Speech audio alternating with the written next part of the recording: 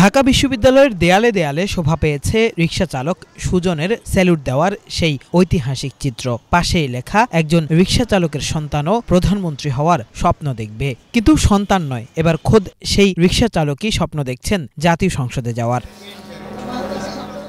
ঢাকা ৮ আসন থেকে প্রতিদ্বন্দ্বিতা করতে জাতীয় নাগরিক পার্টি এনসিপির মনোনয়ন সংগ্রহ করেছেন জুলাই অভ্যুত্থানে আন্দোলনকারী ছাত্রদের স্যালুট দিয়ে আলোচনায় আসা রিকশা চালক সুজন।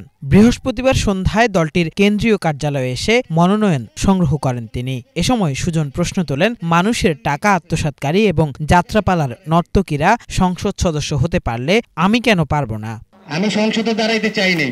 আমার থেকে খারাপ লাগছে সংসদে যারা এতিমের টাকা মাইরা সংসদে দাঁড়াইতে পারে, একটা রিকশাওয়ালা কি জন্য দাঁড়াইতে পারবে না? যারা যাত্রাপালা না নাইচা সংসদে যেতে পারে, একটা রিকশাওয়ালা কি জন্য যেতে পারবে না সংসদে? এত কথা নাই। আমি একটা কথাই বলতে চাই, আমি জনগণের পক্ষে, আমি রিকশাওয়ালাদের পক্ষে, আমি শ্রমিকের পক্ষে। শ্রমিক যেই টাইমে বিপদে পড়বে ওই টাইমে সুজন বুক পেতে দাঁড়াবে। আর আমার আরেকটা কথাই, যারাই ভাই সমালোচনা করেন, বিগত 17 বছর কেউ সমালোচনা করতে পারেন নাই, 2014 পরে আপনারা সমালোচনা করতে পারছেন আমাদের জন্যই। আমরা যদি আন্দোলনে না নামতাম এই ফেসিবাদ ইন্ডিয়া গেত না, আর আপনারা সমালোচনা করতেও পারতেন না। তাই ভাই সমালোচনা করেন, যত সমালোচনা করবেন তত শুধু আরো শক্তিশালী হবে। ঢাকা ৮ আসনে প্রার্থী হওয়ার যৌক্তিকতা তুলে ধরে এই এলাকায় নিজের বেশ জনপ্রিয়তা রয়েছে বলেও দাবি করেন সুজন। কাউকে পরোয়া করেন না জানিয়ে বলেন, সংসদে শ্রমজীবী ও সাধারণ মানুষের প্রতিনিধিত্ব করতে চান তিনি।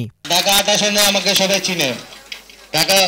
ঢাকা ভার্সিটির ভিতরে আমি মনে করেন এই আন্দোলনে শরীক হয়েছিলাম, এই আন্দোলনে সেলুট দিয়েছিলাম। ঢাকা ভার্সিটির মানুষই আমাকে চিনে, সেই জন্য আমি নিজে বাছাই করে নিয়েছি ঢাকা ৮ আসনের থেকে আমি মনোনয়ন নিব।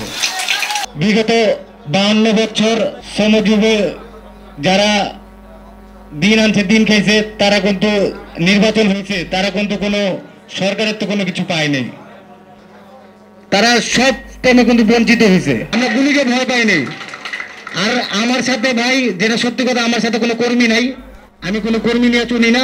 আমার সাথে সাধারণ জনগণ আছে, আমার সাথে সাধারণ ছাত্র আছে, আমার সাথে সাধারণ প্রবাসীরা আছে। আমার গায়ে যদি কেউ একটা হাত দেয়, এই বাংলাদেশের মানুষ কেউ ছাড়বে না।